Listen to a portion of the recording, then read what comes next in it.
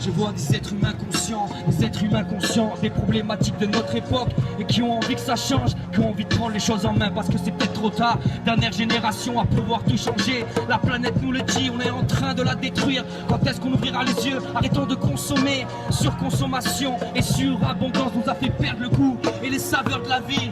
Alors arrêtez la télévision, jetez-la par les balcons. La télévision est une arme de destruction massive. Il faut arrêter cette propagande d'État et de l'oligarchie qui viennent se ressasser inlassablement. Ils viennent raconter les mêmes mensonges pour décrypter le mouvement et nous diviser. Mais nous on sait, le mouvement est beau, le mouvement est grand et on lâchera pas.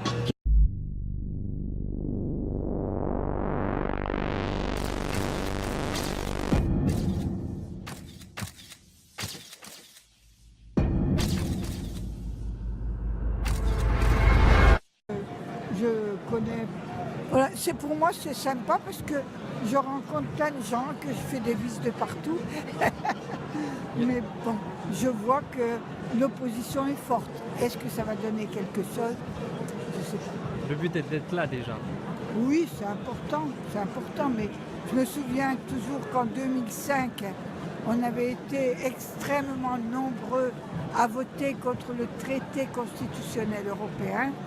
Et puis, c'était sous Hollande, je ne sais pas, quelques mois après, 6 mois après, ils ont annulé tout et ils ont fait passer le traité constitutionnel, voilà. Et un champ anti-OGM avec d'autres. Vous faisiez partie des faucheurs volontaires? Oui, je fais partie des faucheurs volontaires. D'accord. Voilà. Donc, voilà, j'ai été condamnée pour ça.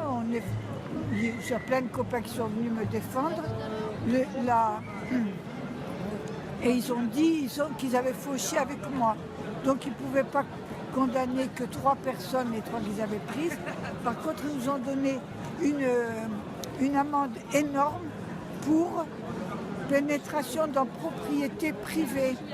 D'accord. Voilà. Ouais. Et à l'époque, je tenais les comptes et de toute la France, en l'espace d'une semaine, la somme a été récoltée. Voilà. D'accord, ben, Ouais. formidable. La solidarité. Eh ben oui. Est-ce que la CGT est enfin favorable au RIC, au référendum d'initiative citoyenne? Il me semble, je ne suis pas le dirigeant, Oui, d'accord. on a notre secrétaire général qui est dans la manif. Ouais. Ils sont mis là, je ne sais pas pourquoi. Ah oui, ils sont mis là, je vais partir avec les collègues. Il me semble qu'on est favorable. Hein. D'accord. Vous personnellement, à titre Oui, moi ça, je suis tout à fait D'accord. favorable. Moi j'ai une question. Moi, ce qui m'étonne un peu, c'est que la CGT avait appelé à voter Macron lors des élections. Non, il n'a pas voté à appeler Macron. En tout cas, c'est l'article que j'ai vu sur à le ma Parisien. connaissance, non, personnellement, je peux vous dire, je n'ai pas voté Macron. Non, mais je ne parle pas vous personnellement, mais la structure CGT. Vous me surprenez un peu là. Moi je suis là pour déjà lutter contre l'inégalité entre les classes, différentes classes. Il ne va pas y avoir de classe pour moi. C'est une lutte des classes. Voilà. D'accord. Et vous venez d'où? De l'Aveyron, Vous avez fait le déplacement d'Aveyron jusqu'ici? c'est ça. Ça marche. Et qu'est-ce que vous pensez des violences de la semaine dernière sur Toulouse? Les violences, il y a eu des violences des deux côtés.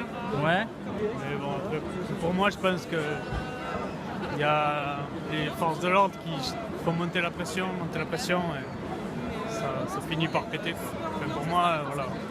D'accord. Et qu'est-ce que vous pensez du RIC, le référendum d'initiative? Je pense que c'est une bonne chose.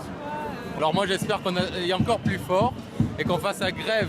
Et je suis content qu'à partir du 5, il y ait la grève prévue.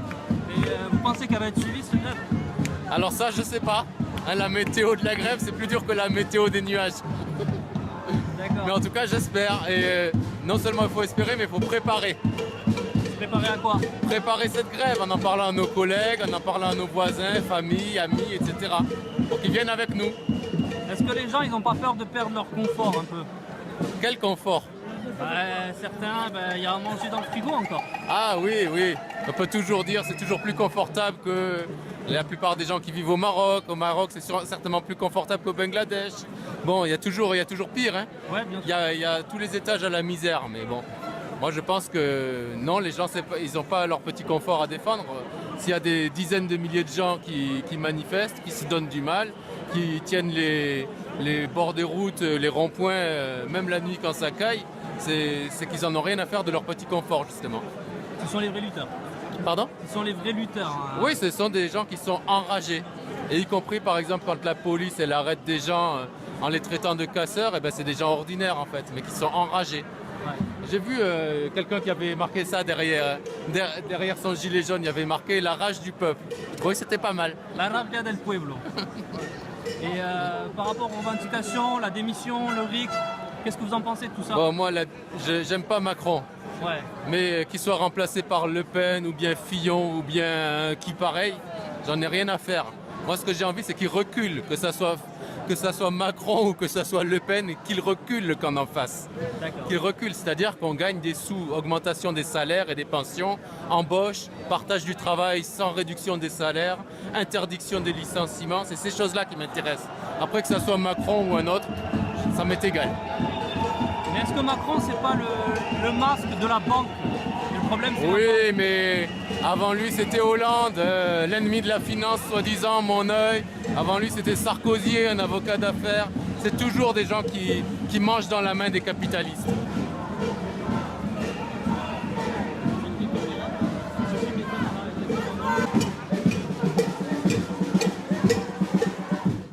Ouais, c'est écrit sur le panneau en gros. le SMIC à plus de 40%. Oui. Vous pensez que c'est possible? Je pense bien sûr c'est possible. Ils ne veulent pas mais c'est possible. Et comment c'est possible? C'est possible parce que de l'argent il y en a beaucoup. Il y en a à gaver, il n'y en a jamais autant eu. Simplement l'argent il est toujours pour les mêmes, pas pour les petits.